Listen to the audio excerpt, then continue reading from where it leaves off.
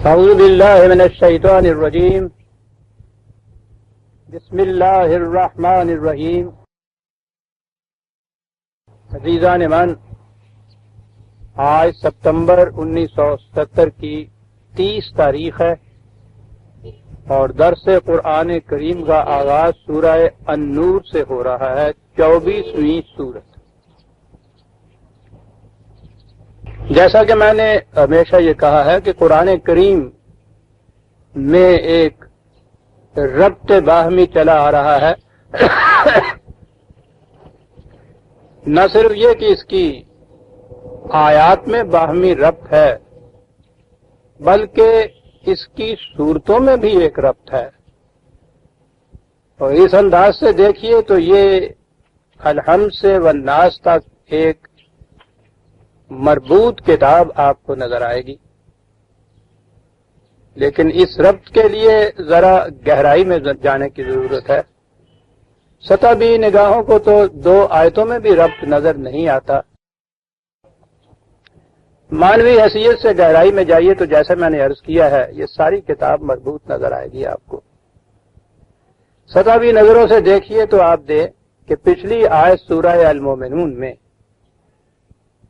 بات چلی آ رہی تھی 2 فریقوں کی، بلکہ 2 نظریات زندگی کی۔ ایک نظریہ زندگی یہ تھا کہ انسان کی زندگی اسی طبعی دنیا کی زندگی ہے، مادی دنیا کی زندگی ہے، جسم ہی اس کا ہے، اس کی نشو و نما، اس کی پرورش، یہی مقصود زندگی ہے۔ یہ کچھ میسر آ جائے تو زندگی کا مقصد حاصل ہو جاتا ہے۔ کبھی قوانین کے تابع جسم زندہ رہتا ہے، جب انہی قوانین کے تابع یہ منتشر ہو جاتا ہے جسے موت کہتے ہیں، انسان کا خاتمہ ہو جاتا ہے۔ دوسرا نظریہ زندگی یہ ہے کہ نہیں، اس جسم کے علاوہ ایک اور بھی شے ہے کہ جو اس کی طبعی موت کے ساتھ مرتی نہیں ہے۔ یہ سلسلہ ارتقاء کی آخری کڑی نہیں ہے بلکہ ایک اگلی کڑی کا پہلا لنک ہے۔ یہاں سے ایک نیا سلسلہ ارتقاء آگے چلتا ہے، اور وہ شے جسے کہا ہے کہ یہ موت سے بھی نہیں مرتی، اس کی نشو و نما، اس کی پرورش، اس کی ڈیولپمنٹ، کرسٹلائزیشن، استحکام، ارتکاز ان اقدار کے مطابق زندگی بسر کرنے سے ہوتی ہے جو اللہ تعالیٰ نے عطا کی ہیں۔ اب اس کے بعد ہم ورق الٹتے ہیں تو پہلی صورت یا پہلی آیت یا اس آیت کی باقی صورتیں وہ جرائم سے متعلق ہیں، جرائم کی سزائیں ہیں۔ الزانیۃ والزانی فاجلدوا کل واحد منہما 100، زانی اور زانیہ کو 100 کوڑے مارو۔ آگے میں اس کی تشریح کروں گا۔ تو بظاہر نظر آتا ہے کہ یہ جرائم، ان کی سزائیں، اور پیچھے آپ دیکھ رہے ہیں کہ یہ چیز آ رہی تھی، ان میں ربط باہمی ہے کیا؟ یہ بات ہماری سمجھ میں اس لیے نہیں آتی کہ ہم قرآن کی روح سے جرائم کا صحیح مفہوم نہیں سمجھتے، اور جب تک یہ بات نہ سمجھی جائے، یاد رکھیے، نہ کسی معاشرے کی اصلاح ہو سکتی ہے، نہ جرائم بند ہو سکتے ہیں۔ وہ جو پہلا نظریہ زندگی ہے کہ زندگی صرف اس دنیا کی زندگی ہے، اس میں انسان ایک سوسائٹی میں رہتا ہے، مل جل کر رہتا ہے۔ مل جل کر رہنے سے آپس کے تعلقات میں کشیدگی ہوتی ہے، تصادم ہوتا ہے، اختلافات ہوتے ہیں، تنازعات ہوتے ہیں۔ اس زندگی کو پرامن پرسکون رکھنے کے لیے کچھ قوانین مرتب ہوتے ہیں، سوسائٹی خود یہ قوانین بناتی ہے، اور پھر ان قوانین پر عمل کرایا جاتا ہے۔ جو ان قوانین کی خلاف ورزی کرتا ہے اسے جرم کہا جاتا ہے، اور اسے روکنے کے لیے سزا دی جاتی ہے۔ آپ نے دیکھا کہ پچھلی سورت کے آخر میں جو 2 نظریات زندگی بتائے گئے تھے ان میں ایک نظریہ زندگی جو ہے اس کا تعلق بھی قانون اور جرائم اور سزا سے ہے۔ اس کی صورت یہ ہے، یہ جو تمدنی زندگی میں سوسائٹی خود قوانین بناتی ہے، کہ یہ قوانین ساز گروہ کہہ لیجئے، فرد کہہ لیجئے، یہ اس کی ثوابدید پہ ہوتا ہے کہ وہ کس قسم کے قوانین بنا دیتے ہیں۔ کبھی یہ قانون سازی کا اختیار ایک فرد کو حاصل ہوتا تھا، اسے دور ملوکیت کہا جاتا ہے، اور اب دنیا بھر، ساری دنیا قریب قریب اسے مردود قرار دے چکی ہے اس نظام مملکت کو۔ اس کی جگہ آج کے دور میں جمہوریت نے لے لی ہے۔ فرق صرف اتنا ہی ہے کہ اس زمانے میں جو کچھ ایک فرد کرتا تھا اب افراد کا ایک گروہ کرتا ہے۔ اس وقت بھی انسان ہی دوسرے انسانوں کے لیے قانون بناتا تھا، اب بھی انسان ہی دوسرے انسانوں کے لیے قانون بناتے ہیں، اور یہ قوانین نت نئے دن بدلتے رہتے ہیں۔ یہ جو زور مارا جاتا ہے نا جمہوریت میں کہ اس پارٹی کی بجائے اقتدار ہمارے ہاتھ میں آئے، وہ قانون سازی کا اختیار ہوتا ہے جسے اقتدار کہا جاتا ہے، اور یہ بڑی چیز ہے۔ یعنی اپنی مرضی کے مطابق ایک قانون بنایا، اس قانون کو نافذ کیا سوسائٹی میں، جس نے اس کی خلاف ورزی کی اسے جرم قرار دیا، اس کی پھر سزا دی۔ یعنی ان کی مرضی کے خلاف کچھ کرنے والا جو ہے اس کو پھانسی پہ چڑھا دیا جائے، اسے اقتدار کہتے ہیں۔ یہ ساری تگوتاز، یہ جدوجہد اس مقصد کے لیے ہوتی ہے کہ ہم اپنی مرضی کے مطابق قانون بنائیں، اور پھر جو اس قانون کے خلاف، یعنی ہماری مرضی کے خلاف چلے، آپ دیکھتے ہیں جسے کہتے ہیں جو اس قانون کے خلاف چلے، اس کے معنی کیا ہوئے؟ جو ہماری مرضی کے خلاف چلے اس کو پھانسی پہ لٹکا دیا جائے۔ دوسری پارٹی کوشش کرتی ہے کہ ان کو اس اختیار سے محروم کر کے یہ اختیار ہم اپنے ہاتھ میں لے لیں، پھر ہم قانون بنائیں اور ایسا قانون بنائیں کہ یہ جو پہلے تھے ان کو پھانسی پہ لٹکا دیں۔ یہ سارا نظام ہی یہ ہے۔ یہی بات ہے کہ ایک پارٹی کے تبدیل ہو جانے سے سارا معاشرہ جو ہے وہ اس کے اندر ایک بنیادی تبدیلی آ جاتی ہے، اس لیے کہ قوانین بدل جانے ہیں۔ اب کچھ معلوم نہیں کہ کل جن قانون کے ماتحت زندگی کچھ گوار گزرتی تھی، آج جو ہے دوسرا قانون بنتا ہے، اس کے تحت جیل خانے میں چلا جائے۔ یہ ہے جو تبدیلی ہوتی ہے، ہر پارٹی کی ثوابدید کے مطابق قانون کی تبدیلی۔ اور پھر ایک ہی پارٹی وقتاً فوقتاً اپنے ہی قوانین میں تبدیلیاں کرتی رہتی ہے۔ ان قوانین کی تبدیلی کے پیچھے بھی کوئی نہ کوئی ایک مقصد، ایک مفاد پرستی کا جذبہ ہوتا ہے۔ یہ تبدیلی اس کے مطابق ہوتی ہے۔ ان قوانین کی خلاف ورزی کا نام جرم قرار پاتا ہے، اور اس کی سزائیں انہوں نے خود قانون میں ہی رکھی ہوئی ہوتی ہیں، اس کے مطابق سزا دی جاتی ہے۔ اس نظریہ زندگی میں آپ دیکھیے کہ ایک تو میں نے عرض کیا ہے کہ نت نئے دن قوانین بدلتے رہتے ہیں۔ پارٹی کے بدلنے سے تو سب کچھ اپسٹ ہو جاتا ہے۔ ایک ہی پارٹی اپنے ہی دور میں مختلف اوقات میں اپنے ہی قوانین میں تبدیلیاں کرتی جاتی ہے، نئے قوانین وضع کرتی جاتی ہے۔ تو اس کے مطابق کسی شخص کو، اس معاشرے میں رہنے والے کسی شخص کو اس کا یقین نہیں ہوتا کہ کل کس قسم کے قانون بن جائیں،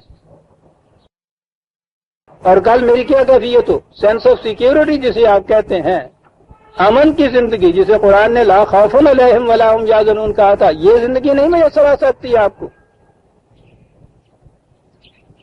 پہلی چیز تو قانون کی یہ حیثیت ہوئی۔ پھر اس قانون کے بعد ان قوانین کی پابندی کی کیفیت یہ کہ اگر اس کی خلاف ورزی اس انداز سے کر لی جائے کہ جو سوسائٹی کا نظام احتساب ہے، گرفت کا نظام، وہ اس کی گرفت میں نہ آئے، اس کی نظر میں نہ آئے، تو اس کے بعد کرے کچھ بھی نہیں ہوتا۔ گرفت میں آنے کے بعد اگر کوئی ایسی تدابیر اختیار کر لی جائے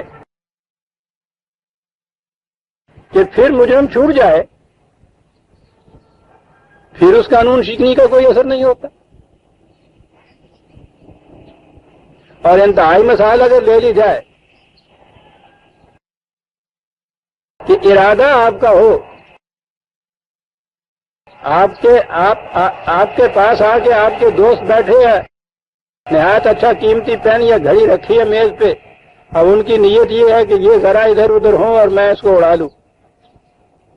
وہ اس گھاٹ میں بیٹھے رہتے ہیں، آپ کی خوش قسمتی، ان کی بد نصیبی کہ آپ اٹھ کے نہیں جاتے، اور وہ معلوم رہ جاتے ہیں، اس سے چرا نہیں سکتے. یہ کوئی جرم نہیں ہے، یہ کسی محتسب کی نظروں میں نہیں آ سکتا، کوئی عدالت اپنی گرفت میں اسے نہیں دے سکتی، یہ جرم ہی نہیں ہے. یا مثلاً آپ جنگل میں جا کے اپنے پڑوسیوں کو ہزار گالیاں دیجیے جہاں کوئی سننے والا نہ ہو، یہ کوئی جرم ہی نہیں ہوگا. جرم تو سوسائٹی کے اندر ہوگا. تو اس میں آپ نے دیکھا کہ یہ جو فرد جس نے یہ جرم کیا ہے یا قانون شکنی کی ہے، اس پر اس کا کوئی اثر نہیں پڑتا. یہ مشین کے پرزے کی طرح ہوتا ہے، کہیں ذرا خرابی ہو گئی ہے، ڈیٹیکٹ کر لی گئی ہے، اس کو ذرا سا پیچ کس دیا ہے، خرابی ٹھیک ہو گئی ہے. تو یہ جو نظریہ حیات ہے جسے قرآن نے پہلے کہا تھا کسی دنیا کا طبی زندگی کا نظریہ حیات، آج کی اصطلاح میں اسے سیکولر نظریہ حیات کہتے ہیں. اس میں قوانین کی یہ کیفیت ہوتی ہے، قانون کی پابندی کی یہ کیفیت ہوتی ہے، قانون شکنی کی یہ کیفیت ہوتی ہے، اور اس کے بعد جرم اور جرم کی سزا کی نوعیت یہ ہوتی ہے. یہ اس فرد کے اوپر اس کا کچھ اثر نہیں پڑتا. وہ الگ بات ہے کہ اگر ایسی سزا ہے جس سے اس کو مثلا کوئی عقوبت پہنچی ہے، تکلیف پہنچی ہے، تو وہ صرف تبھی تکلیف ہوتی ہے، اس سے زیادہ نہیں کچھ ہوتا. اور اگر وہ چھوٹ جاتا ہے، بری ہو جاتا ہے، گرفت میں نہیں آتا، تو اتنا بھی اس کے اوپر اثر نہیں ہوتا. دوسرا نظریہ زندگی جو ہے وہ ہے قرآن کا نظریہ. وہ یہ کہتا ہے کہ قانون کے معنی ہیں خدا کی مقرر کی ہوئی ویلیوز یا اقدار کے مطابق زندگی بسر کرنا. سوسائٹی کے بنائے ہوئے قوانین کی صورت نہیں ہے، خدا کی دی ہوئی اقدار یا ویلیوز کے مطابق زندگی بسر کرنا. یہ ویلیوز غیر متبدل ہیں، تبدیل نہیں کی جا سکتی. سوسائٹی کے نظام کا فریضہ صرف یہ ہے کہ وہ اپنے اپنے حالات کے مطابق یہ دیکھے کہ ان ویلیوز کو نافذ کیسے کیا جا سکتا ہے، ان پر عمل کیسے کرایا جا سکتا ہے. یہ جسے آپ دین کے نظام میں، قرآنی نظام میں نظام مملکت یا حکومت کہتے ہیں، وہ اس کا فریضہ صرف اتنا ہوتا ہے، وہ قانون بناتی نہیں ہے. قانون تو ان ویلیوز کے مطابق زندگی بسر کرنے کا نام ہے. وہ اس زندگی بسر کرنے یا ان قوانین کو نافذ کرنے کی عملی تدابیر سوچتی ہے. صرف ان میں کوئی تبدیلی نہیں کر سکتی. پارٹی آئے، پارٹی اس میں تو خیر پارٹیوں کا سوال ہی نہیں ہوتا. حکومت آئے، حکومت جائے، کتنی تبدیلیاں ہوتی چلی جائیں، ان کے اندر کوئی تبدیلی کر ہی نہیں سکتی. اس معاشرے میں رہنے والا جب یہ معلوم ہو کہ یہاں جو بھی نظام بننا ہے انہی لوگوں کا ہے جن کا اس پہ ایمان ہے کہ ان میں تبدیلی نہیں ہو سکتی، کس قدر سینس آف سیکیورٹی اس میں ہوتی ہے کہ صاحب اس میں کوئی تبدیلی کر ہی نہیں سکتا، یہ نہیں ہے، دوسرے آ جائیں، روز بدلتے چلے جائیں. میں اگر اس قدر کے مطابق زندگی بسر کرتا ہوں، یہ کبھی بھی جرم نہیں قرار پائے گا، اس لیے اطمینان ہے مجھے. تو پہلی چیز تو اس میں سوسائٹی کے اعتبار سے یہ بات ہوتی ہے. اور اگلی چیز ہے اہم، اور وہ یہ ہے کہ ان اقدار کے خلاف زندگی بسر کرنے سے انسان کی اپنی ذات پر ایک اثر پڑتا ہے. یہ ہے مابہ الامتیاز نقطہ، یہ ہے بیسک ڈفرنس کی چیز. وہاں کوئی شے ایسی نہیں ہے جسم کے علاوہ جس پہ کوئی اثر پڑتا ہو، وہاں جسم کے اوپر ہی اثر پڑتا ہے۔ یہاں وہ شے، اور میں یہ پچھلے درسوں میں بتا چکا ہوں کہ وہ شے کیا ہے جسے قرآن نفس کہہ کے پکارتا ہے، بال خودی کہتا ہے، انسانی ذات کہا جاتا ہے، کچھ نام رکھ لیجئے۔ وہ شے کہ جس کی ڈیولپمنٹ اور نشو و نما سے موت کے بعد آگے چلنا اور اگلی زندگی کی اگلی ارتقائی منزل طے کرنے کے قابل ہو جانا ہے، یہ وہ شے ہے۔ پھر سمجھ لیجئے یہ بڑی اہم کڑی ہیں، یہ بات جو ہے کہیں دوسری جگہ نظر نہیں آئے گی قرآن کے علاوہ، کہ جرم نام ہے ان اقدار کی خلاف ورزی کا، ان اقدار کی خلاف ورزی کا۔ ان اقدار کے مطابق زندگی بسر کرنے سے انسان کی ذات کی نشو و نما ہوتی ہے، اس کی خلاف ورزی کرنے سے اس کی ذات جو ہے اس میں کمزوری واقع ہوتی ہے، ضعف آتا ہے، انتشار واقع ہو جاتا ہے، ڈس انٹیگریشن ہو جاتی ہے، اس پہ اثر پڑتا ہے۔ اب اس سے اگلی بات سمجھ میں آ گئی کہ کوئی دیکھنے والا ہو یا نہ ہو، پکڑنے والا ہو یا نہ ہو، عدالت موجود ہو یا نہ ہو، سزا ملے یا نہ ملے، اس کا اثر تو اسی وقت ہو گیا۔ یہ نہیں کہ جس وقت وہ عمل سرزد ہوا ہے، جب اس نے وہاں دوست کے سامنے بیٹھے یہ خیال دل میں کیا کہ یہ اگر اٹھ کے چلا جائے تو یہ میں گھڑی چرا لوں، تو جرم سرزد ہو گیا اس ذات کے نقطۂ خیال سے۔ وہ جو ہے نا کہ خدا دل میں گزرنے والے خیالات اور نگاہوں کی خیانت تک سے بھی واقف ہے، جو خدا کی واقفیت کا عملی مفہوم کیا ہے، مجھ پہ کیا اثر پڑتا ہے اس کا، واقف ہے، وہ ہے ہوا کرے، اور اس پہ تو ہمارا ایمان ہے۔ وہ یہ نہ بھی کہتا جب بھی ہم جانتے تھے کہ وہ غیب و شہود دونوں کا عالم کو جو جاننے والا ہے۔ شہود وہ شے جو محسوس طور پہ سامنے آ جائے، غیب وہ شے جو ہمارے محسوسات کی ضد میں نہ آئے، تو ہمارا تو ایمان ہے۔ یہ کیا بات ہے کہ وہ دل میں گزرنے والے خیالات اور نگاہ کی خیانتوں سے بھی واقف ہے۔ واقف کے معنی یہ ہیں کہ دل میں گزرنے والے خیالات اور نگاہ کی خیانتیں اگر ان اقدار کے خلاف ہیں تو اس کا بھی اثر پڑتا ہے انسان کی ذات پر۔ اس نے قانون شکنی کر دی، جرم ثابت ہو گیا، جرم کی سزا مل گئی، اس لیے کہ اتنے سے ہی اس کی ذات میں ایک اضمحلال واقعہ ہو گیا۔ یہ وجہ ہے کہ قرآن میں گناہ کے لیے یا جرم کے لیے ایک لفظ اسم آیا ہے، اہم۔ اسم کے معنی ہے ہر وہ شے جو اضمحلال یا ماندگی یا کمزوری پیدا کر دے۔ یہ کمزوری کس میں پیدا ہوتی؟ چوری کرنے والا تو مال چراتا ہے، گھی لے جاتا ہے، بڑا مزے میں پہلوان بنتا ہے، کمزوری جس میں تو نہیں ہوتی، یہ اس کی ذات میں کمزوری ہوتی ہے، اس لیے اس کو اسم کہا گیا۔ تو جرم سرزد ہو گیا، سزا مل گئی، جنگل میں جا کے کچھ کہے، گھر کے کمرے میں تنہا بیٹھا ہوا کچھ کرے، دل میں اس کا خیال کرے، اگر وہ اقدار میں سے کسی قدر کے خلاف ہے، جرم سرزد ہو گیا اور اس کی سزا مل گئی۔ یہ اس کا ایک حصہ ہے۔ وہ دوسرا حصہ ہے کہ یہ اس سوسائٹی کا فرد بھی تو ہے، سوسائٹی میں بھی تو اس نے رہنا ہے، تو یہ ایک جرم ایسا وہی سوسائٹی کے نقطۂ نگاہ سے، سوسائٹی کے نقطۂ نگاہ سے یہ محض خیال کرنا جرم نہیں ہوا، جس نے چوری کی ہے سوسائٹی کے نقطۂ نگاہ سے پھر اس کے لیے قانون ہوگا، وہ گرفت ہوگی، احتساب ہوگا، عدالت ہوگی، جرم ثابت کرے گی، پھر سزا دے گی، پھر اس سزا کی اس کو تکلیف پہنچے گی۔ یہ ساری چیزیں تو سوسائٹی کے مطابق ہوں گی۔ سوسائٹی کو قانون بنانے کی تو اجازت نہیں ہوگی، قانون کو انفورس کرنے کے لیے سوسائٹی اپنا نظام عدل اور احتساب قائم کرے گی، یہ سوسائٹی کا حصہ ہے۔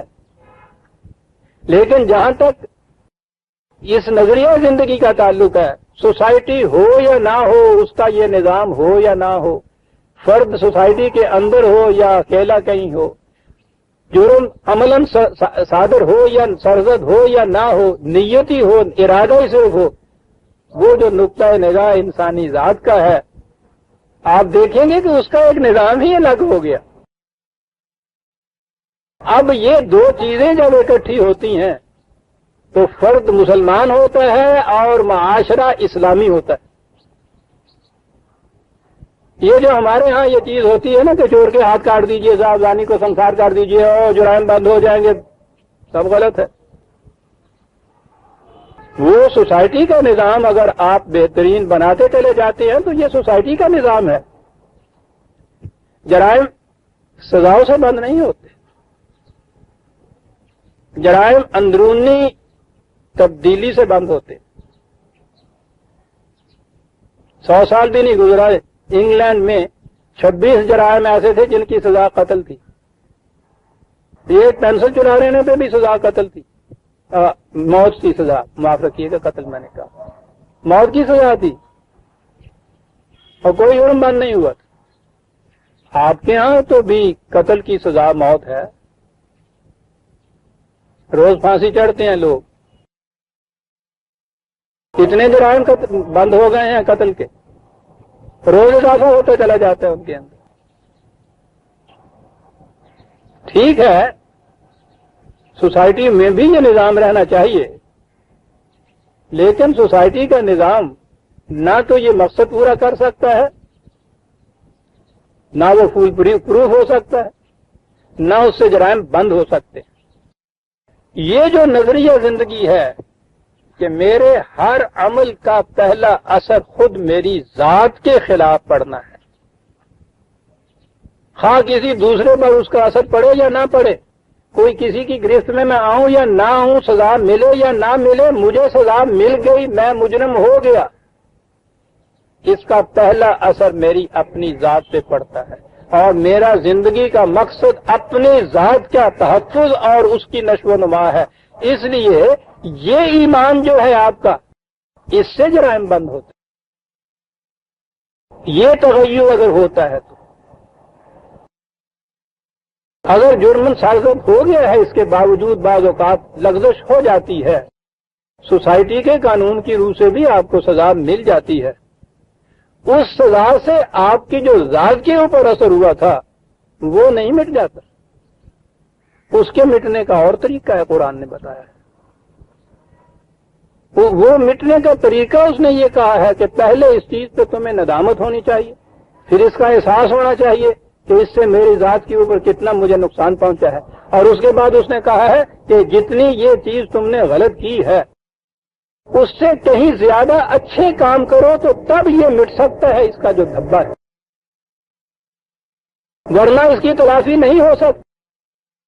ان الحسنات یذہبن السیئات، یہ جنہیں آپ گناہ کہتے ہیں، جرائم کہتے ہیں، برائیاں کہتے ہیں، ان کے اثرات مٹانے کا طریقہ یہ ہے کہ تم اس سے کہیں زیادہ حسنات کی چیزیں پیدا کرو، اچھائیاں زیادہ پیدا کرو، پھر مٹ سکتا ہے، کیونکہ اس نے تو پلڑا بتایا ہے نا، ترازو بتایا ہے نا۔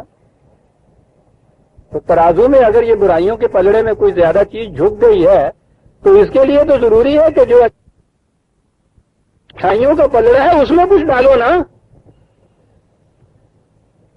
وہ محض سزا جو جرم کی مل رہی ہے وہ سوسائٹی کے تمدنی قانون کے محتاط مل رہی ہے، اس میں یہ نظام اور وہ نظام جنہوں نے اپنے ہاں یہ نظریہ زندگی نہیں بھی ہے، ہو سکتا ہے کہ وہ نظام احتساب ان سے زیادہ بہتر ہو،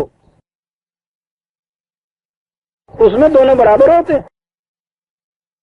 اصل چیز بنیادی یہ ہے، یہ جو ایمان ہے نا جس سے ایک انسان مسلم یا مومن بنتا ہے، وہ یہ ایمان ہے کہ جہاں میں نے کسی خداوندی قدر کی خلاف ورزی کی، وہ جرم سرزد ہو گیا اور اس کی سزا مجھے ملی، اور اس کے ازالے کی صرف یہ شکل ہے۔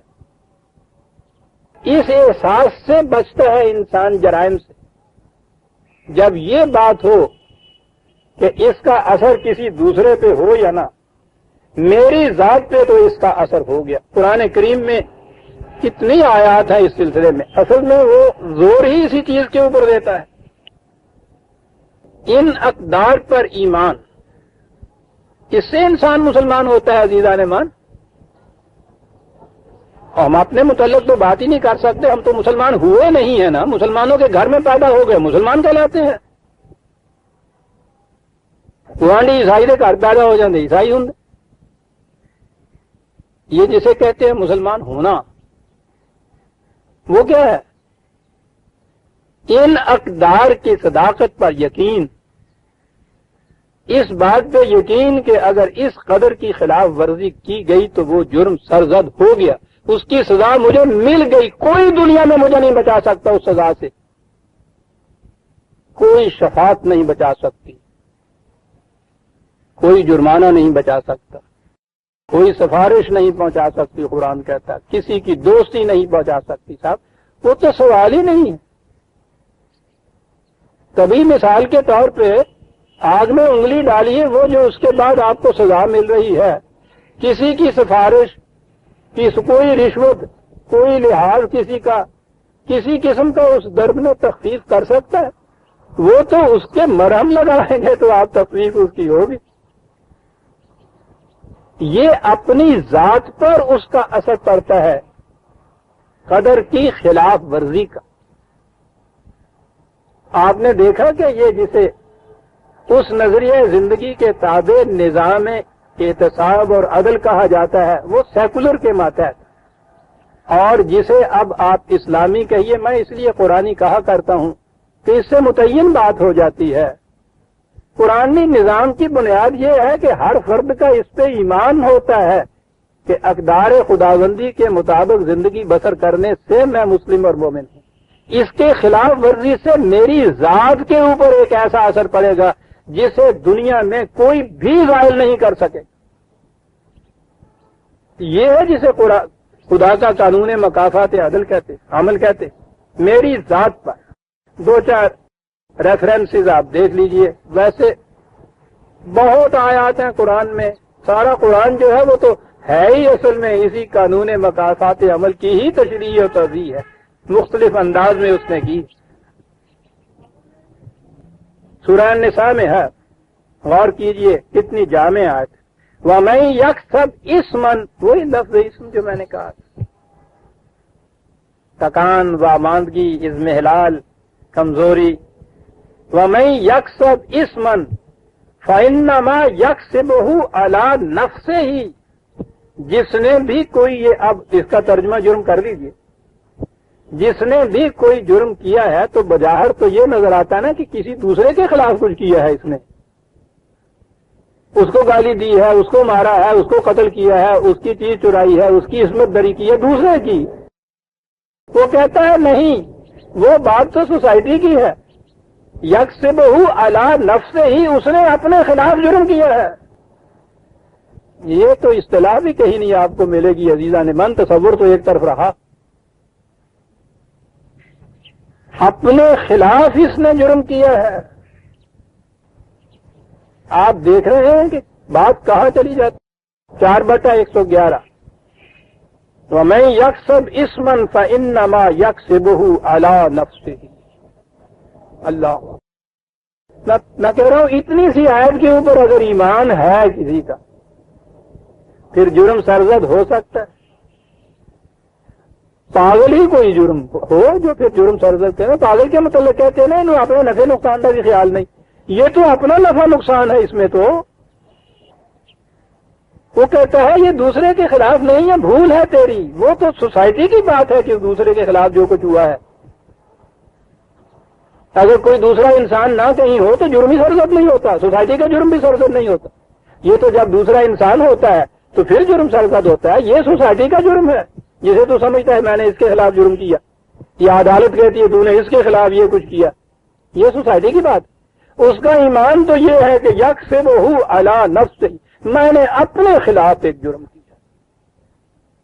یہی جب تعارف کرایا گیا ہے پہلا قصہ آدم کا، وہ ایک تمثیلی انداز ہے بات کرنے کا، اس میں یہی چیز کہی گئی کہ جب یہ لغزش ہوئی آدم سے یا آدمی سے، اس سے پوچھا گیا، اس نے کہا یہ تھا کہ ربنا ظلمنا انفسنا، اے میرے نشو و نما دینے والے، میں نے اپنے خلاف یہ جرم کیا ہے، اگر تو نہیں بتائے گا کہ اس کا ازالہ کیسے ہوگا تو میں تو گیا آیا۔ میں کیا ہے، کسی دوسرے کے خلاف وہ جرم نہیں ہے۔ ظلمنا انفسنا، تو آپ کو یاد ہوگا، مجھے وہ نٹشے کا فکرہ تو بھول ہی میں نہیں سکتا۔ یہ لوگ بھی جب یہ فکر کی بلندیوں میں پہنچتے ہیں تو ان فراقتوں پہ آ جاتے ہیں۔ یہ اس کا فکرہ ہے نا کہ بھائی تو نے جو جرم میرے خلاف کیا ہے اسے تو میں بخش دوں گا، لیکن جو جرم تم نے اس سے اپنے خلاف کا کیا ہے اسے کون بخشے گا؟ کوئی دوسرا نہیں اسے بخش سکتا۔ بخشنے کا تصور ہی غلط ہے۔ جب جرم کا تصور یہ ہے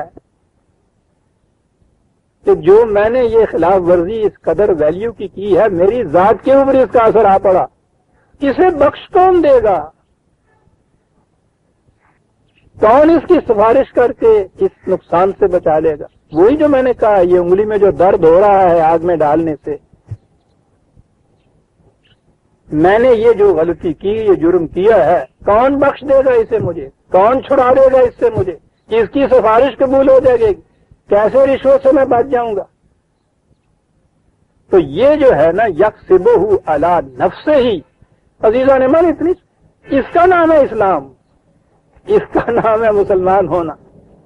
اور ایک آیت لے لیجیے، 6/165، 6/165، وَلَا تَكْسِبُ كُلُّ نَفْسٍ إِلَّا عَلَيْهَا، یہاں کل نفس کہتی ہے۔ یہ آپ دیکھیے، وہ لفظ نفس کا چلا آ رہا ہے، وہی ذات کی بات۔ جو فرد بھی، جو شخص بھی ترجمہ تو اب ہم یوں ہی کرتے ہیں نا، جرم کرتا ہے یعنی ان اقدار کی میں سے کسی قدر کی خلاف ورزی کرتا ہے، کسی کے خلاف نہیں وہ بات جاتی، وہ سوسائٹی کی بات ہے، جیسا میں نے عرض کیا، الا علیہا، اپنے خلاف کر رہا ہو۔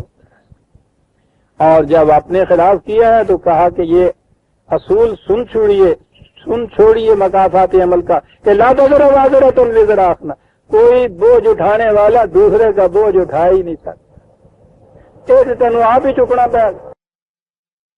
6/165، ایک اور ریفرنس 17/7، ان احسنتم لانفسکم وان اسأتم فلہا، ذات کو تقویت بخشنے والے حسن کارانہ انداز سے کام کرو گے تمہاری اپنی ذات سنورے گی، اس کے خلاف یہ کچھ کرو گے اس کی تباہی واقع ہو جائے۔ قرآن مجید میں آپ دیکھیے، جسے آپ یہ جرم و سزا کہتے ہیں، اس کی پہلی ابتدا اس سے ہوتی ہے۔ سوسائٹی کے جرم میں آپ دوسرے کا نقصان کرتے ہیں، قرآن کہتا ہے ٹھیک ہے، ثانوی چیز ہے، لیکن وہ کہتا یہ ہے کہ الذین خسروا انفسہم، 6/20، 6/20، اس کے نقصان کی تلافی تو شاید آپ روپے دے کے کر دیں، پیسے دے کے کر دیں، معافی مانگیں۔ یہ جو نقصان تمہارا اپنا ہو گیا ہے، اس کی تلافی کون کرے گا؟ یہ تباہی وَإِن يُهْلِكُونَ إِلَّا أَنفُسَهُمْ، یہ دوسروں کی تباہی نہیں تم کر رہے، تم تو اپنے آپ کی تباہی کر رہے ہو۔ وما یشعرون، مشکل یہ ہے کہ یہ جو طبی زندگی کا جو شعور ہے اس کی نگاہ سے سوچتے ہیں تو یہ بات سمجھ میں نہیں آتی، پتہ یہی چلتا ہے کہ دوسرے کو تباہ کر رہے ہیں، اپنے آپ کو تباہ کر رہا ہو۔ 6/26، بلکہ وَأَنفُسَهُمْ كَانُوا يَظْلِمُونَ، یہ جو ظلم کرتے ہو اس کے متعلق تو نظر آتا ہے نا کہ یہ ظالم ہے، دوسروں کے اوپر ظلم کر رہا ہے، یہ تو بین سی بات ہے۔ وہ کہتا ہے ٹھیک ہے، دوسروں پہ جو ہو رہا ہے وہ تو ظلم ان پہ ہو ہی رہا ہے۔ أَنفُسَهُمْ كَانُوا يَظْلِمُونَ، اپنے خلاف ظلم کر رہا ہے، یہ اپنے آپ پہ ظلم کر رہا ہے۔ اس بنیاد کو سامنے رکھیے عزیزاں نے، اور پھر آپ قرآن کا جو نظام ہے عدل کا، احتساب کا، جرائم کا، قانون شکنی کا، اس پہ نگاہ ڈالیے۔ آپ دیکھیے کہ اس میں یہ جو محسوس سزا ہے اس کی تو حیثیت ہی ثانوی رہ جاتی. بلکہ یہ جسے آپ قانون شکنی یا جرائم کہتے ہیں، اگر معاشرے میں یہ کیفیت ہے، اس ایمان والے لوگ بستے ہیں، معاشرے میں جرم ہی نہیں ہو سکتا. وہ جو حضرت ابوبکر صدیق رضی اللہ تعالیٰ عنہ کے زمانے میں آپ نے ایک مجسٹریسی کی پوسٹ کریٹ کر دی تھی جسے کہتے ہیں، اور حضرت عمر رضی اللہ تعالیٰ عنہ کو اس پہ مقرر کر دیا تھا مجسٹریٹ کی حیثیت سے جرائم کے فیصلے کرنے کو، تو سال بھر کے بعد انہوں نے کہا تھا کہ اس پوسٹ کو ابالش کر دیجیے، یہاں تو کوئی مقدمہ ہی نہیں آیا، آ ہی نہیں سکتا. بھول چوک ہو سکتی ہے، سہون لغزش ہو سکتی ہے، اور سہون لغزش کے متعلق تو قرآن کریم نے یہ کہا کہ وہ اس قسم کی لغزش کرنے والا اگر ندامت کے قطرات عشق اپنی پیشانی پہ لے کے آ جاتا ہے اور کہتا ہے کہ ربنا ظلمنا انفسنا، اے میرے نشو و نما دینے والے مجھ سے بھول ہو گئی، صاحب ہو گیا، لغزش ہو گئی، میں نے اپنے آپ کو تباہ کر دیا، مجھے بتا کہ میں کس طرح اس نقصان کی تلافی کرتا ہوں. تو قرآن نے یہ کہا ہے، جسے آپ جہاں تمدنی زندگی کی عدالت بھی کہتے ہیں، اس میں قرآن نے کہا ہے کہ اگر اس کیفیت سے مجرم کہیں آئے، ٹھیک ہے، اس کو موقع دو کہ اپنی اصلاح کرے. تابا و اصلاح قرآن نے ہر جگہ یہ کہا ہے، تابا و اصلاح.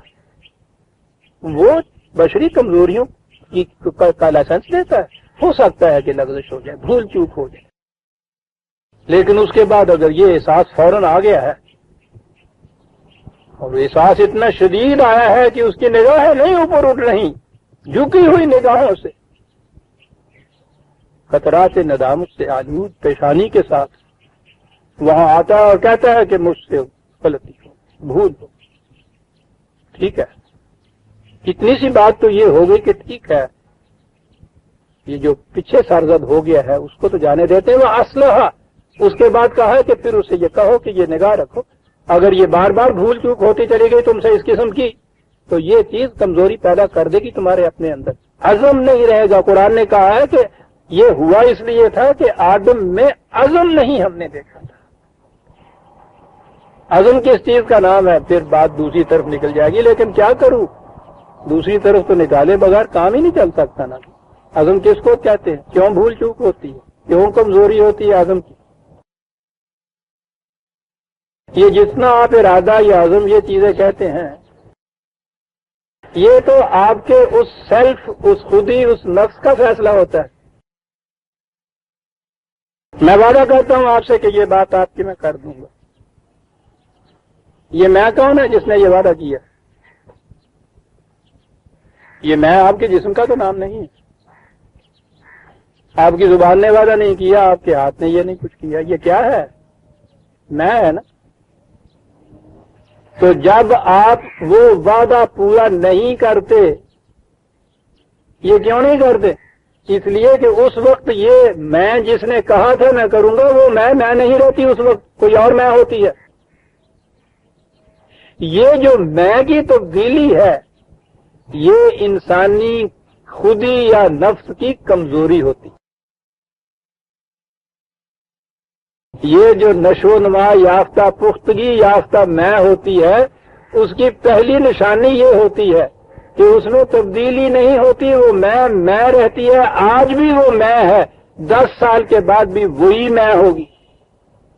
ٹھیک ہے، میں نے ہی یہ آپ سے کہا تھا، میں نے ہی یہ کیا تھا، میں ہی وہاں تھا. یہ ایک وقت کا، یہ جو ایجاب و قبول سے آپ عقد کرتے ہیں نکاح کا، ساری عمر یہ قائم کیسے رہتا ہے؟ وہ ہوتی ہے نا وہ میں جس نے یہ کیا تھا، ساری عمر وہی رہتی ہے. تو جب ہوتا ہے نا، اگر وہ میں نہ رہے تو قصہ ہی ختم ہو جائے. یہ جو میں کا اس طرح سے وہی رہنا ہے، یہ ہے میں کی پختگی کا ثبوت، دلیل، سند.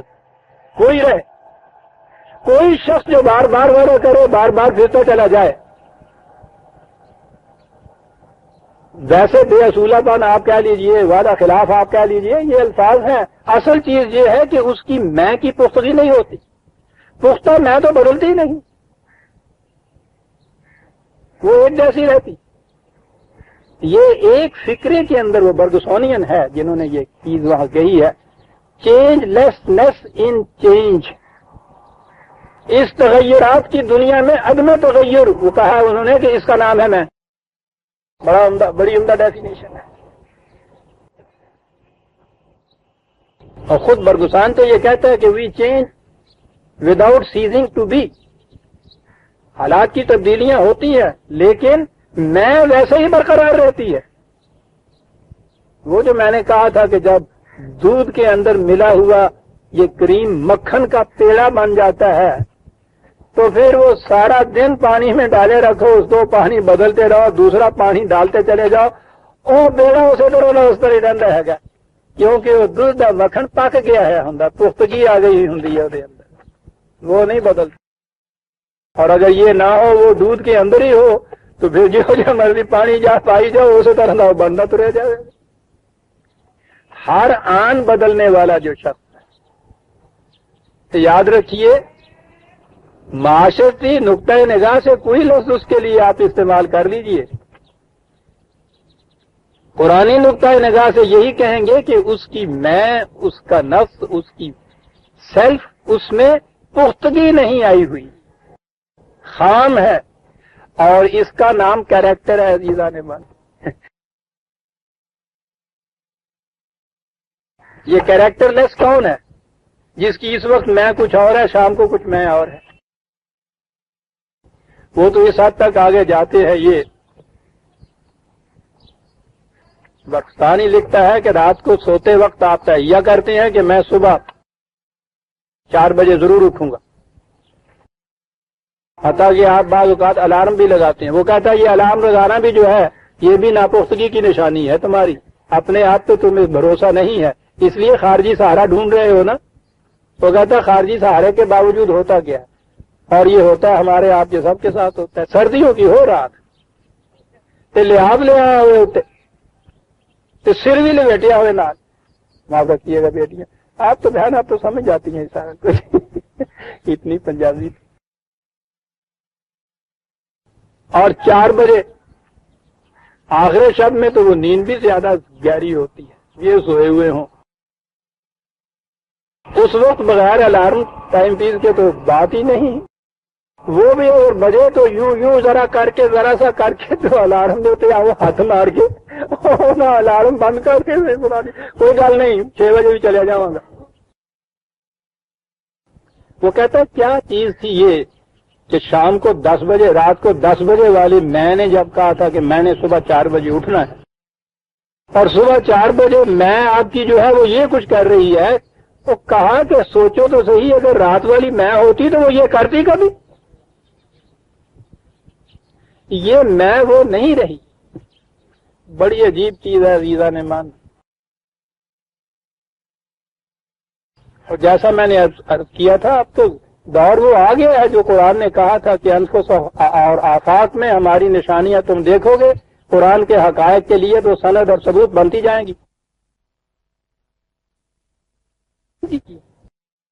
تو جسے آپ کہتے ہیں کہ سب یہ کریکٹر ہی کوئی نہیں ہے، آج کچھ کہندا کل کچھ کہندا، آج کچھ کردا کل کچھ کردا، میں نے کچھ کہندا تینوں کچھ کہندا. وہ کہتا ہے یہ جسے کہتے ہیں کریکٹر لیسنس. کریکٹر نام باب کیا ہے؟ وہ کہتا ہے یہ جو میں ہے اس کی پختگی کا نام کریکٹر ہے، اسی کو عزم کہتے ہیں. وہ کہتا ہے اب اور بات ہے کہ یہ پختگی جو ہے اس کا اظہار کوئی کفر کے اندر کرتا ہے، کوئی ایمان کے اندر کرتا ہے. بات تو آگے اس اظہار کے ذرائع کی بات رہ جاتی ہے، پختگی کی بات اور ہے. قرآن نے جو آخری وقت میں فرعون نے جو کہا تھا، جب لگا ڈوبنے تو اس نے کہا تھا کہ اللہ نہ ایمان لایا موسیٰ اور ان کے خدا پہ، تو بظاہر ہمارے آپ کے نزدیک، مولوی صاحب کے نزدیک تو اس نے دریا میں سے نکال کے گلے سے لگا لینا چاہیے تھا نا کہ واہ واہ صاحب توبہ نصیب ہو گئی جی، مرتے ہیں توبہ نصیب ہو گئی. کیا جواب ملا تھا وہاں؟ جواب ملا تھا کہ پھر منہ تیرا ہو کچھ نہیں. موت میں سامنے دیکھ کے تو کفر تو منکر ہو گیا، عزم ہی تیرے اندر نہیں ہے گا. عزم کی تو وہ بات ہے عزیزان من، عزم کی پختگی. ٹھیک ہے، तौबा की बड़ी गुंजाइश, लेकिन मौत को देख के उस डर से पहली चीज को छोड़ना कैरेक्टर नहीं रहा इसमें। डर कुफर हम पुख्ता नहीं, जन्नार रुसवामकुन बड़ी चीज के। तो ये तो कुफर की बात है अजीजान मान। और अगर ईमान के ऊपर ये बात कहीं आए, अक़दार की पुख्त के ऊपर जम के खड़े होने के लिए जब ये अज़म किसी के अंदर पैदा हो, वो क्या होता है? जिंदा जावेद होता है, जिसे शहीद कहते हैं आप। शहीद का आज़म मौत को देख के भी नहीं बदलता अजीजान मान। ये फर्क होता है एक फिरौन की उस तौबा में और एक शहीद के मैदान जंग में जाने से। इसका आज़म नहीं बदलता। कहता आते हैं तो आते जाए ये सारे मसाइब जितने भी आते हैं। वलनबलुवन्नकुम बिशैइन मिनल खौफि वल-जू'i व-नक़्सिन मिनल अमवालि वस-समरात। वो कहता है दुनिया के अंदर आप देखोगे टकराव आएगा, तुम्हारा तसादुम पैदा होगा, बड़े बड़े नुकसानात होंगे, तुम्हारे तबाहियां आ जाएंगी, फसलें चली जाएगी, जुल्म होगा, ये सब चीजें होगी, तसादुमात होंगे, जंगें होगी। लेकिन ये सारे जिसे आप कहते हैं ना आजमाइश, हमारे यहाँ तो ये ना अल्लाह ताला आजमाइश करता है, माज़अल्लाह अल्लाह आजमाइश करता है, उसको तो सब पता होता है हमारा, उसने क्या आजमाना है हमने। ये वो कहता है तुम्हारी अपनी आजमाइश के मौके होते, तुम्हारी अपनी आजमाइश के। यू टेस्ट योर सेल्फ, अपनी इस खुदी की आजमाइश करते जाओ इन तसादमात में किस हद तक पुख्ता है। वो कहता है पुख्तगी जिनकी अज़म में होती है वो ये चीजें आती हैं और वो आती चली जाती हैं और वो हंसते हुए आगे बढ़ते चले जाते हैं। हर नई एक तगादम, हर नई तकलीफ मुसीबत के आने के ऊपर वो कहता है क्या डराते हो, इन्ना लिल्लाहि व इन्ना इलैहि राजिऊन। हम तो उसकी अक़दार के लिए अपने आप को वक्फ कर चुके हैं। हर मुसीबत तसादम के बाद हमारा कदम उसी की तरफ उठेगा, हटा के देख लो तुम। यह है इन्ना लिल्लाहि व इन्ना इलैहि राजिऊन। बड़ी पुख्तगी है आज़म की अज़ीज़ आलिम। हमारा कदम किसी और तरफ नहीं जा सकता। इसीलिए हज़रात अंबिया इकराम अलैहिस्सलाम की कैरेक्टर के मुतल्लिक़ जो बात पुख्तगी एक कही कुरान की ने, वो कहा है कि वो उलुल अज़्म थे। ईमान हो अक़दार खुदाबंदी के मुताबिक जिंदगी बसर करने का और अज़म की हो ये कैफियत फिर पुख्तगी। क्या उस माशरे में जराइम सरज़द हो सकते हैं? ये है कुरान कहता है कि जब तक ये अंदर में तुम्हारे तब्दीली नहीं होती, खारिज में तब्दीली वाक़या नहीं हो सकती। कितना ही आप ये इस किस्म का निजाम बनाते चले जाएं, आप उसमें देखेंगे उधर से कानून बन रहा होता है, कानून शिकन इधर से तदबीरें सोच रहा होता है कि इस कानून में से निकलना किस तरह। एवियन अफला जाते जिसे कहते हैं, वो भी इंसानी होते हैं बनाने वाले, ये भी इंसानी होते हैं, ये इनसे ज्यादा ज़हीन होते हैं, जीनस होते हैं, ये उसमें से निकलने की राहें तलाश कर लेते हैं। रोज यही कुछ होता है। पकड़े जाते हैं तो वो जो निजाम होता है इनका एहतसाब का और अदल का, उसके अंदर हजार रखने होते हैं, वहां भी तो इंसानी होते हैं। मैं समझता हूं कि इतनी सी ही तमहीद काफी हो जाएगी, वरना ये मौजू तो ऐसा है कि इसी के ऊपर हम चले तो कितने दर्स हो सकते, और बड़ा ही बुनियादी है ये अजीज़ान मन माशरे। कहीं आप ये नहीं सुनेंगे कि ये जराइम कैसे खत्म होंगे और किस तरह से माशरा सही होगा और कैसे माशरे की इस्लाह होगी। वो सारे उसी लाइन के ऊपर जिस पे वो सेकुलर वो निज़ाम सोसाइटी वाले लिए जाते हैं। पुलिस इस किस्म की होनी चाहिए, अदालतें ऐसी होनी चाहिए, सजाएं इस किस्म की सख्त कर दो, जेल खाना ऐसा होना चाहिए। सारा ही वो ऊपर वाला जो निज़ाम है, ये जो चीज है कि अंदर की तब्दीली किस तरह से होनी चाहिए, किसी का भी इधर ख्याल नहीं है। ये जितनी इस्लाहात आप कहते हैं, ये काफरों की सल्तनतों के अंदर भी तो यही इस्लाहात वो सोचते और करते हैं। आपसे ज्यादा परफेक्शन होती है वहां, क्या फर्क है उसमें और आप में फिर? तो वो इतनी परफेक्शन के बावजूद नाकाम रह रहे हैं। नाकामी की तो ये सूरत है कि जी वो देखिए वहां امریکہ کے اندر آپ دیکھیے بڑے امن سے رہتے ہیں لوگ، بڑی کوئی کسی کی چیز نہیں چراتا، کسی پہ کوئی ڈاکہ نہیں ڈالتا، یہ سارا کچھ وہ نظام ہے۔ تو 2-1 مہینے ہوئے ہیں نا، ایک رات بجلی فیل ہوئی تھی وہاں سارے نیو یارک میں، سارا نظام موجود تھا، صرف اتنا ہی تھا نا، دیکھنے والا نہیں تھا، چوکیدار سپاہی صاحب وہ اسی طرح پھر رہے تھے۔ آپ کو معلوم ہے کہ صبح تک اٹھتے ہوتے نیو یارک کی ساری دکانیں لٹ چکی ہوئی تھی ایک ہی رات میں۔ یہ کیا تھا؟ اندر تبدیلی نہیں ہوئی تھی، باہر کی تبدیلی ہے ساری۔ ساری دنیا جرائم سے بھری ہوئی ہے، اور جتنے زیادہ اور سخت کرتے جاتے ہیں قوانین کو، سزاؤں، اتنے ہی جرم اور بڑھتے چلے جاتے ہیں۔ یہ خارجی دباؤ سے، جبر سے، ان خیالات سے کمزور اعصاب کے لوگ جو ہیں وہی بچتے ہیں ان جرائم سے۔ اس میں تو بی ایس بیچار کی ذرا اعصاب مضبوط ہو جائیں کسی کے، اور اس قسم کی وہ تدبیریں جو ہے وہ ساتھ کر لے، پھر ابھی ایش لکھ دے، جرائم ختم ہو ہی نہیں سکتے۔ دنیا نے آزما کے دیکھ لیا اپنے کفر کے نظام کو۔ لیکن مصیبت تو یہ ہے نا کہ اب ہم بھی قرآن کریم کی یہ چیزیں پیش ہی کر سکتے ہیں، عملاً تو ہم بھی کہیں دکھا ہی نہیں سکتے کسی کو، اس لیے کہ میں نے جیسا عرض کیا ہے کہ یہ ایک معاشرے کا نام آپ نے مسلمان معاشرہ رکھ لیا، اپنے نظام کا نام آپ اسلامی رکھ کے جو جی میں آئے کر لیجئے، یہ قوانین ہم ایسے نافذ کریں گے، اس سے تو کوئی تبدیلی نہیں ہوتی، فرق ہی نہیں ہوتا اس نظام میں اور اس نظام میں۔ عزیزان من، یہ جو اس دیگر نے کہا تھا نا کہ یہ تیرے کافر و مومن تمام زناری،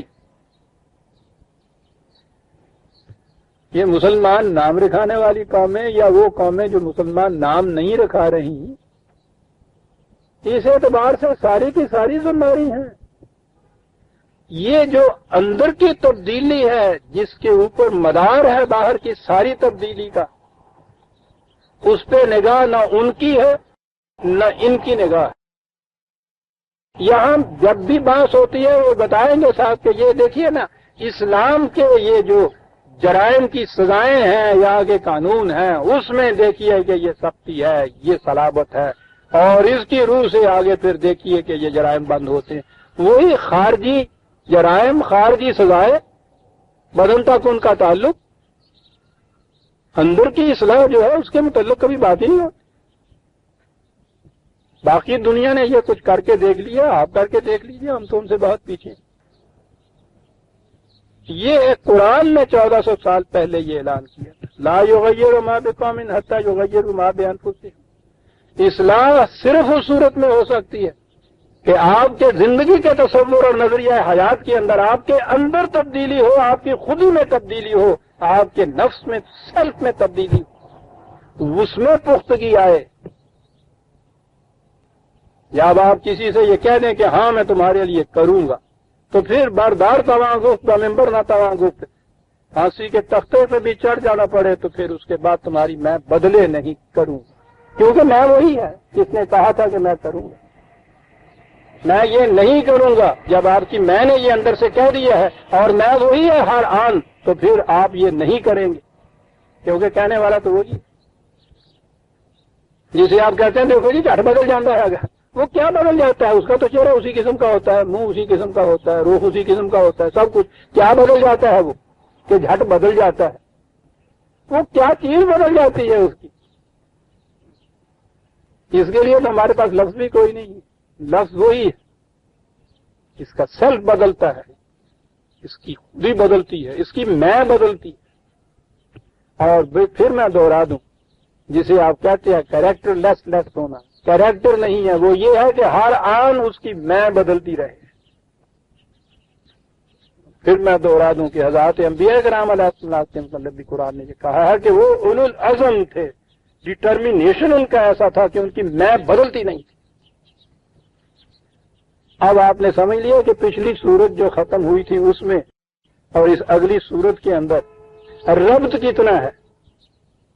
یہاں سے بازار نظر آئے گا کہ صاحب یہ تو جرم زنا کی بات شروع ہو گئی اور یہاں سے اس نے ایک جرم بتا دیا, جرم کی ایک سزا بتا دی, تو ٹھیک ہے, سزا میں ہی کچھ اختلاف ہو سکتا ہے نا, ورنہ زنا کا جرم تو جرم ہوتا ہے. تو اتنی سی بات کہ یہاں یہ سزا ہے وہاں یہ سزا ہے, بس اس میں یہ آپ کے یہاں کا خدا کا دین ہو گیا, وہ انسانوں کا بنایا ہوا ہوگا, بس اتنی سی بات سے کیا اس سزا دینے سے یہ جرم ختم ہو جائے گا؟ اس سزا دینے سے جرم نہیں ختم ہوگا. سزا میں فرق ہے, صرف سزا تو اس سے بھی زیادہ شدید ہو سکتی ہے. وہاں سزا سوسائٹی کا نظام جو ہے اس کی حفاظت کے لیے صرف ہوتی ہے, جرائم کو ختم کرنے کے لیے نہیں ہوتی. ختم نہیں ہوتے جرائم سزاؤں سے, دیے جا رہے ہیں نا آپ سزائیں. ہر سال جیل خانے آپ کے چھوٹے ہوتے چلے جا رہے ہیں. تو کیسے چھوٹے ہوتے جا رہے؟ سنگڑتے جان لینے. اتنی تعداد زیادہ ہوتی چلی جاتی ہے مجرموں کی ہر سال آپ کے یہاں کہ وہاں جگہ ہی نہیں رہتی, اور کہیں بھی اس سے سزا سے جرم جو ہے وہ نہیں رکتا. تو یہ ہے وہ چیز, عزیزان من, بنیاد سوسائٹی میں جرائم کو روکنے کی نہیں.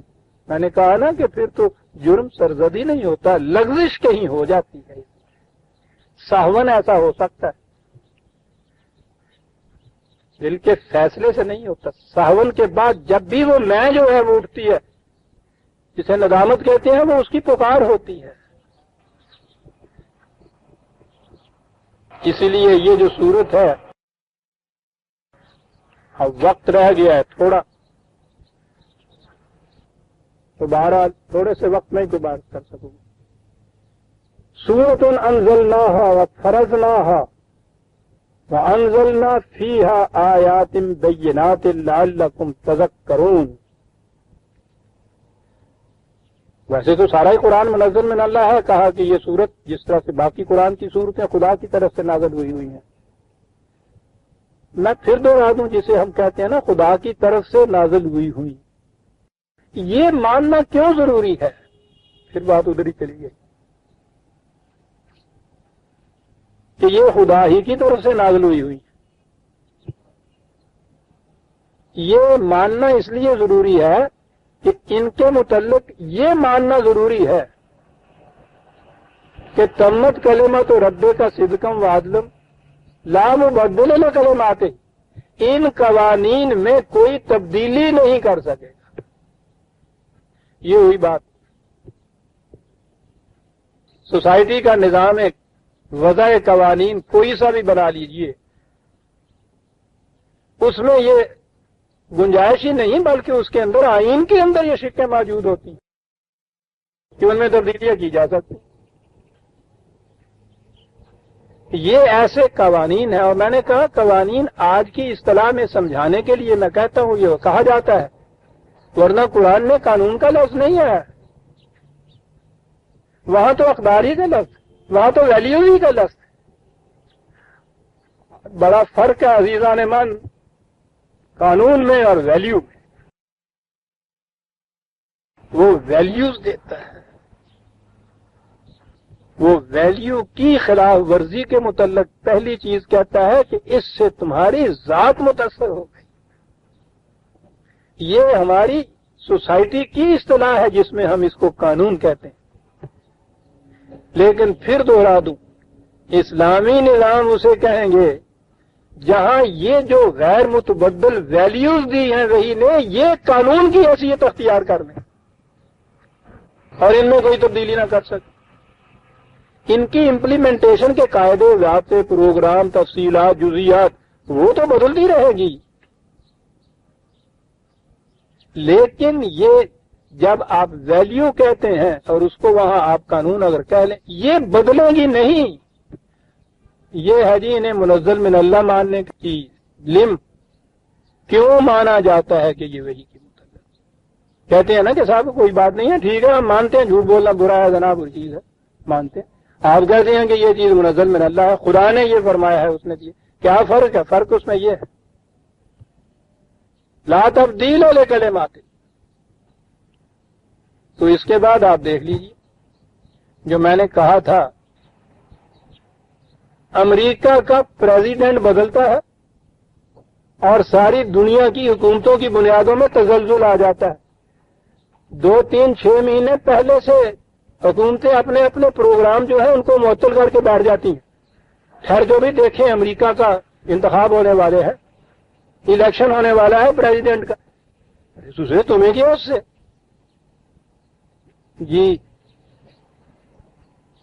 ہاں، بہت بڑی چیز ہے، ساری پالیسی بدل جائے گی، پالیسی۔ وہاں تو آنےسٹی بھی جو ہے اسے بیسٹ پالیسی کہا جاتا ہے نا، honesty is the best policy. Policy ہے نا، جس سے حکمت عملی کہیے، مصلحت وقت کہیے، مفاد پرستی کہیے، اور یہیں سے آپ کے یہ پالیٹکس، اسی کے تابع آپ نے پولیس بنائی ہوئی، پالیسی بدل، تو یہ ہر آن بدلتی ہے۔ آپ دیکھتے ہیں کفر اور ایمان میں فرق کیا ہے؟ اسلام کہتے ہیں کس کو ہے؟ غیر متبدل اقدار و خداوندی، معاشرے میں قانون کی حیثیت سے نافذ ہوں تو پھر دونوں باتیں حاصل ہو جاتی ہیں۔ فرد کی ذات پہ جو اثر پڑتا ہے وہ تو پہلے ہی پڑ چکتا ہے، اس کے لیے اس لمبے چوڑے سارے پروسیس کی ضرورت ہی نہیں پڑتی، کیونکہ یہ معاشرے کے اندر ہے یہ فرد، اور معاشرے کے اوپر بھی اس عمل کا اثر پڑنا ہے، تو معاشرے کو اس سے محفوظ رکھنے کے لیے اس کو قانونی حیثیت دے کے نافذ کیا جاتا ہے۔ یہ اسلامی نظام کہلاتا ہے۔ بڑے مباحثے اور مناظرے اور پتہ نہیں کیا کیا ہوتا ہے، اسلام کس کو کہتے ہیں، یہ کافر ہو گیا، یہ کفر ہے، یہ ایمان ہے، یہ شریعت ہے۔ بات تو اتنی سی، تفصیل معنی غم الفت طویل ہے، اور ویسے تو خفیف سا ایک دل میں درد ہے، اتنی سی بات ہے ساری۔ خدا کی دی ہوئی غیر متبدل قوانین کو، اقدار کو تمدنی نظام کے تابع قوانین کی حیثیت سے نافذ کرنا، اس کے مطابق معاشرے کو متشکل کرنا، یہ اسلامی نظام ہے، یہ دین ہے۔ یاد رکھیے، جب یہ معاشرے میں اس طرح سے نافذ ہوتا ہے تو اسے الدین کہا جاتا ہے۔ تو اب آپ دیکھ لیجئے گا کہ جب الدین ہو کسی معاشرے کے اندر، سوائے میں نے کہا نا کہ سہو و لغزش کے سوا جرائم کا ارتکاب ہی نہیں ہو سکتا اس معاشرے کے اندر، اور جب اس کو مانا جائے غیر متبدل تو اس کا سوال ہی نہیں۔ امریکہ کا پریزیڈنٹ تو ایک طرح اپنے ہم یہ سوال نہیں رہتا کہ کون برسر اقتدار آ گیا، یہ برسر اقتدار کی ہی بھی بڑی غلط چیز ہے، یہ اقتدار ہوتا ہی نہیں ان کے ہاتھ میں، یہ تو ان اقدار کو نافذ کرنے کی ایک مشینری ہوتی ہے۔ وہ اس نے جس کو یہ مغرب زدہ کرستان اور پتہ نہیں ہے کافر اعظم کیا کیا کہا کرتے تھے، معلوم نہیں کہاں سے اس دیداور نے یہ چیزیں سمجھی ہوئی۔ قائد اعظم کو یہ ارشاد ہے نا کہ ہماری پابندی اور آزادی کی حدود خدا کی اقدار مقرر کرتی ہیں، اسلامی حکومت جسے آپ کہتے ہیں وہ ان اقدار کو نافذ کرنے کی ایجنسی ہے۔ کیا بات تھی اس شخص کی! کہا یہ جاتا تھا کہ ان کے خیالات اور نظریات میں ایک چھینٹ بھی اسلام کی نظر نہیں آتی۔ ٹھیک ہے، جو چاہے آپ کا اس نے کرشمہ ساز کرے، آزادی کا زمانہ ہے، جس کے متعلق جو جی میں ہے کہہ دیجیے۔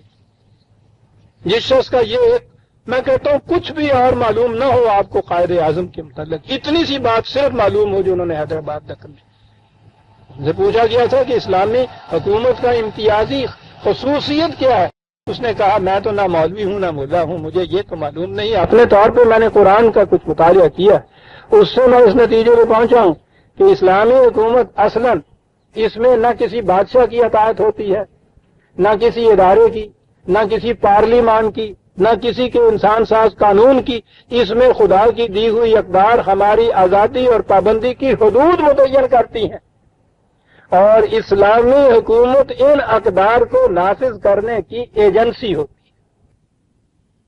سوچئے برادران عزیز، اس سے جامع تعریف کوئی اور ہو سکتی ہے اسلام اور اسلامی نظام کی؟ سارا سال پچھلا گزر گیا، قائد اعظم کا یہ، اس میں صاحب آپ نے ہزاروں سیمینار، 20 مذاکرات، بیانات، تقاریر، کتابیں بھی پتہ نہیں کہتے ہیں 200 لکھی گئی، مقالات لکھے گئے، یہ سارا کچھ آپ لوگوں نے دیکھا بھی ہوگا، پڑھا بھی ہوگا، سنا بھی ہوگا۔ یہ جو ٹکڑا ہے آپ نے سارے سال میں کسی ایک کی زبان سے سنا کبھی؟ یہاں تو سازش یہ چلی آ رہی ہے کہ اور سب کچھ کہو، سب کچھ، قرآن کی طرف نہ آنے دو کسی۔ انہوں نے جس کہہ دیا کہ خدا کی کتاب ہماری، کیا الفاظ، تو کیا بات تھی اس شخص کے الفاظ کے انتخاب؟ ساری بات ہی ہے۔ اب آپ سمجھ لیجئے کہ منزل من اللہ کیوں مانا جاتا ہے، وحی پر ایمان لانے کی کیوں ضرورت ہے؟ ورنہ جنہیں آپ ویسے وہاں بھی ویلیوز کہہ کے پکار لیجئے یا اس قسم کے جرائم ہیں، پوچھئے نہیں کہ تبدیلیاں کس قسم کی آتی ہیں۔ میں آؤں گا نا، پہلے ہی جہاں قرآن نے کہا ہے الزانیۃ والزانی، بات یہاں سے شروع کی ہے اس نے۔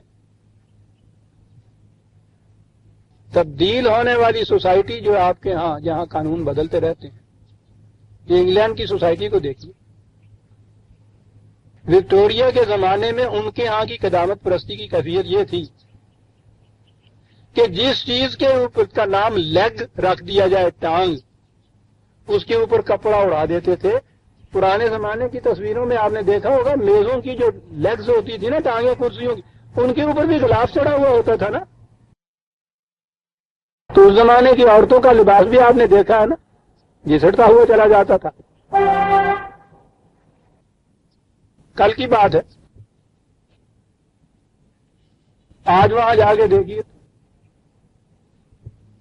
سوسائٹی کوئی معیوب قرار نہیں دیتی۔ جسے آپ پناہ کہتے ہیں، سوسائٹی نے ایک ڈیفینیشن مقرر کی، جنسی اختلاط ہر دوسرے دن بدلتی گئی۔ آخر میں اس چیز کے اوپر آئے کہ اگر جسے ان کے ہاں قانون کی روح سے شادی یا نکاح یا میرج کہا جاتا تھا، اس سے پہلے بھی اگر آپس کے یہ اختلاط ہو جائے، اس سے اگر حمل ہو اور بچہ پیدا ہو جائے، تو اس کے بعد اس کے لیے ضروری ہے کہ اس سے شادی کر دے۔ کاہے کے لیے شادی کر لے؟ تاکہ وہ بچہ قانوناً اس کا بیٹا تصور ہو، میں اس مقصد کے لیے۔ پھر قانون یہ بدلا کہ صاحب اس سے تو مجبوری ہو جاتی ہے شادی کرنے کی اس لڑکی سے جس کے یہاں بچہ پیدا ہو گیا، بڑی مجبوری ہے۔ تو ٹھیک بات ہے، انہوں نے کہا 4 ووٹس ہی ہیں نا، وہ اس طرف 4 ووٹس اور لے لیں گے، یہ قانون بھی گیا، ختم ہوا کس؟ اب وہاں بل جبر کے سوا کوئی شکل بھی جو اس کی یہ اختلاط کی قانوناً جرمی نہیں۔ میری بیٹیاں اور بہنیں ہوتی ہیں مجمع میں، تو کھلے بندوں کہہ نہیں سکتے۔ آپ کو معلوم ہے کہ وہاں اب ہومو سیکشولیٹی جو اسے آپ لواطت کہتے ہیں، کہنا نہیں چاہیے، قانوناً یہ وہاں جائز قرار ہے، قانون پاس ہو گیا ہوا ہے کہ جرم نہیں۔ یہاں کے متعلق تو انہوں نے کھلے بندوں کہہ دیا۔ امریکہ میں لڑکوں کی خرید و فروخت ہوتی ہے۔ پچھلے دنوں یہ ریڈر ڈائجسٹ کے اندر ایک بڑا تفصیلی مضمون آیا، میں نے پڑھا، قیمتیں دی ہوئی تھی وہاں۔ یہ کیا ہے؟ سوسائٹی جس قسم کا قانون بنا، اور جب جی جائے بدلتی چلی جائے. انزلناها وفرضناها یہاں خاص لفظ ہے خدا کی طرف سے نمونہ اور یہ تم پہ واجب قرار دیے گئے جسے فرض کہتے ہیں. ان کی تعمیل حکم یا قانون جو ہے وہ تو نافذ کر دیا جاتا ہے. آپ پوچھ نہیں سکتے کہ صاحب یہ کیوں حکم دیا گیا ہے, لیم کیا ہے اس کی. آپ کی سمجھ میں آئے نہ آئے آپ کو تو ماننا ہوگا.